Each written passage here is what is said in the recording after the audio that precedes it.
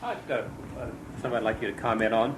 A friend of mine in La Jolla who built Cal Western Insurance Company, one day I had lunch with him and I said, what's the secret to your building this multi-million-dollar operation? He said, trophies. I said, trophies? He said, yeah, recognition. He said, people will do far more for recognition than they'll do for dollars. He said, he showed me he had trophies for this and trophies for that and trophies for this. How do you feel about using that as a motivation point for an individual? In other words, recognition for qualities or talents or achievement that's not particularly dollar connected. We cannot see you ever overdoing your finding of ways to offer your appreciation for others. In other words, there are two motivations in this universe. One is seeing something that you are wanting and feeling your positive momentum toward it. And the other is seeing something you don't want and scrambling to get away from it.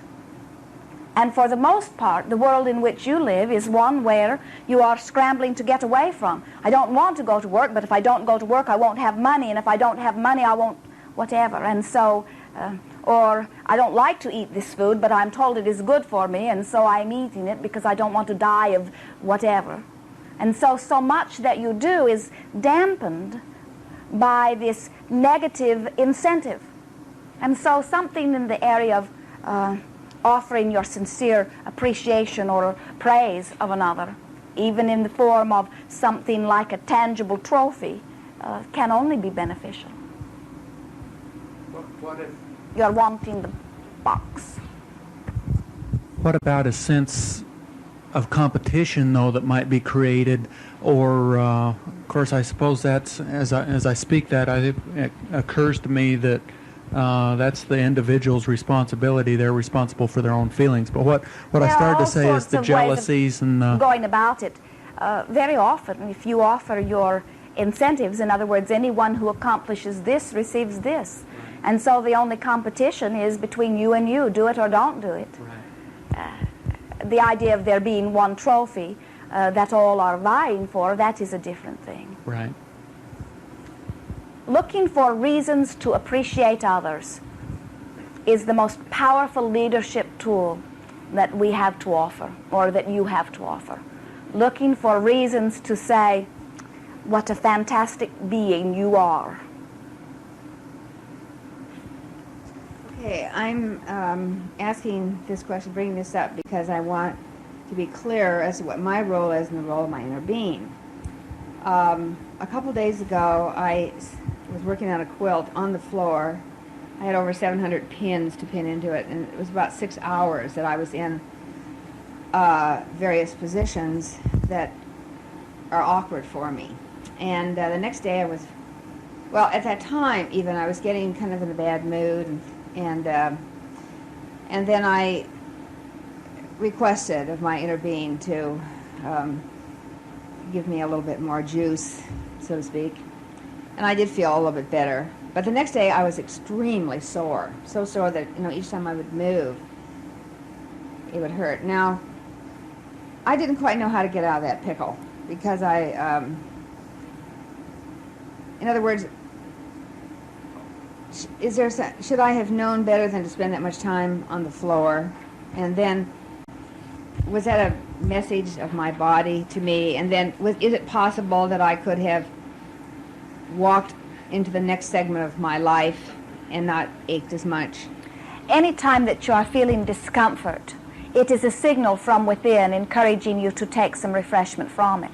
But you had a motivation. In other words, you were excited about your quilt or worried about not having it finished in time. And so you would put yourself into that sort of pressured position. And the orneriness that you were feeling was more of an indicator that it was good for you to take a break or to set it aside and take it in a little bit smaller doses. Certainly some sore muscles are not anything to get too concerned about, and if you had really been running the risk of causing some long-term damage to your apparatus, your inner being would have offered you even stronger guidance to get away from it. That Now- really wasn't my concern. I just want to be comfortable all the time. When you find yourself in the midst of negative emotion, now here is a new twist to it. You are all understanding, are you not, that when you are feeling negative emotion, it is your inner being telling you that you are resisting something that you want. That is not an easy thing for everyone to understand, but it is our absolute promise to you that when you are feeling negative emotion, that your inner being is saying two things to you. First, this issue is important. Whatever you are feeling lack of is important to you. And next, you are focused in opposition of what you are wanting.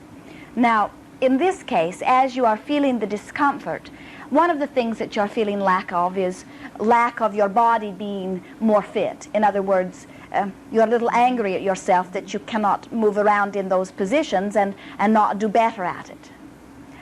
And so if you stop for a moment and say, what is it that I'm wanting? And you look for the positive aspects even of the negative emotion.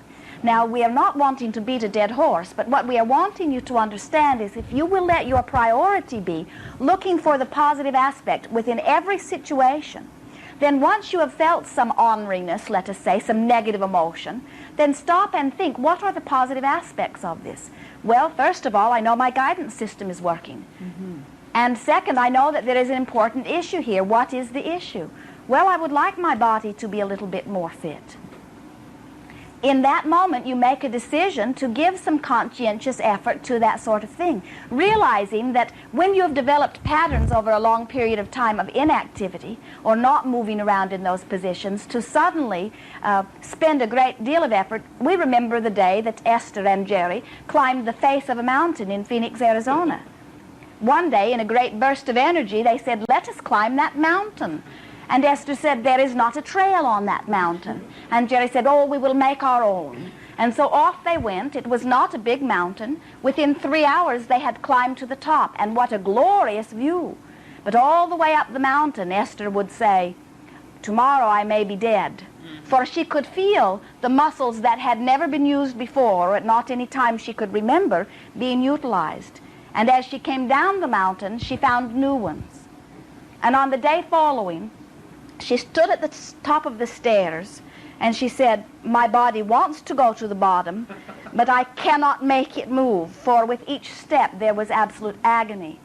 Now what we are saying, that as you are experiencing that sort of thing, rather than feeling the negative emotion and beating up on yourself about it, which just gets you in a worse mood, which puts you in a state of attracting more and more, let that be your awareness that there is something you want that you have not currently allowed yourself to have, and then focus upon what it is that you are wanting.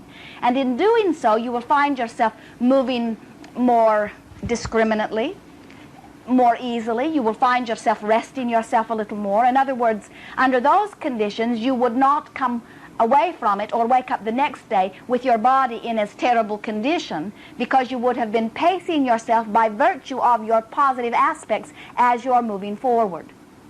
You are following? Yes, now, didn't you say at one other time that we can increase our musculature, our strength, by just lifting a cup of coffee? We Absolutely. don't have to lift barbells. Absolutely. Okay. Your So counting- body is responding to your thought more so than it is responding to your action. And so during the time of acting, as you are crawling around on the floor or climbing the mountain, if you are saying, as you were and as Esther was, my body is not really up to this, having fun with it, but nevertheless recording, playing those old records, my body is not up to this, I'm sure that I will be stiff and sore, if not dead tomorrow, sort of thing, then your body is responding to your expectation. Whereas if you are saying, this is invigorating, I'm using muscles that I've not been using, but I'm using them with care. With each step, I am extending the muscle a little bit more and a little bit more, and it is gradual enough that my body is able to deal with it. And while I may be a little bit sore from the use of new muscles, certainly it will not be anything other than letting me know I am alive. Those sorts of thoughts cause your body to, you see what happens, every time you feel negative emotion, every time, without exception, when you are feeling negative emotion, you are offering resistance to something you want. And so regarding the subject of a supple, vital, healthy, dynamic, energetic body, if you're feeling negative emotion in the process, what do you think your body is doing? You are resisting all of that. And when you are resisting, what is happening to those? Have you not had someone say to you at one time or another, when they could see you resisting, just relax? Someone taking you in the shoulders and saying, just relax, you're all tied into a knot. That is resistance, you see. And so when you're thinking negative thoughts, your body is responding in a negative way, and that is what your doctors now diagnose as stress, and later as ulcers, and later as heart disease, and all sorts of things. It is you literally resisting. You follow? Yes. And so use your thoughts. Look for the positive aspects within everything that you are living. Yes. Mm-hmm. And then with your thoughts, you can more than compensate. We watched our friend make a decision to grow a new muscle. Concentrated, it wasn't a new muscle, just one he hadn't seen lately. Gave some thought to it with great concentration, and with a matter of a few pull-ups every day on a bar in the garage, it was amazing what the muscle produced. Why? Because he had the power of thought behind it. Thought in harmony with thought, not, I want a muscle, but it is not likely. I want a muscle, therefore I take this action to have a muscle, you see. Also, I received some photographs of myself, snapshots, at my farewell party before I came here. And I enjoyed a lot of them. In fact, I thought I looked better than I had realized on some shots. And then one on the side, I saw how many wrinkles I had, and double chin, and saggy, and I didn't like that at all. And, okay, my thought was, I created that because of my attention to looking at the skin of older people I do that. You know, I sort of compare them with myself. And so I could see how I could create the wrinkles. And I do believe through the power of my, that I do have the creative power to have, You believe your body will respond to your thought? I believe that my body has responded, and now I have a new way of thinking. And I want... It is the same way of thinking.